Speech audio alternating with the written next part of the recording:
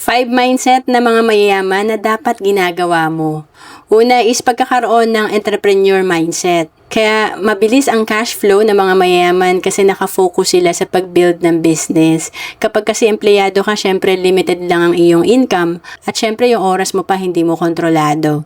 And then pangalawa, pagiging committed. Ito yung hindi dapat kailangan perfect lahat or 100% alam mo yung ginagawa mo. Importante lang, may progress ka at may ginagawa ka consistently. And then pangatlo, mas nakatingin sa opportunities kaysa sa excuses. Kasi madalas kaya hindi tayo nagtitake ng action kasi ang dami nating what if or excuses. Pero ang mga mayayaman talaga nagtitake lang ng action kasi part naman talaga ng progress natin yung pagkakamali or pag-fail natin. Kasi dito tayo natututo sa mga mali natin.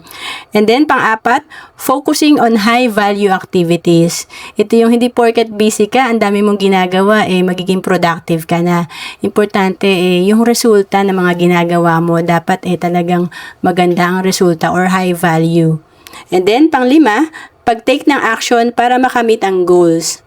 Meron kang top 5 action items or hindi lang yan sa malaking goal ka nakatingin. Dapat meron ka ding weekly goal and daily goal. And to know more about savings and investment, message mo lang ako sa Facebook, Roan Salis Capistrano, or email me at roan.capistrano@gmail.com.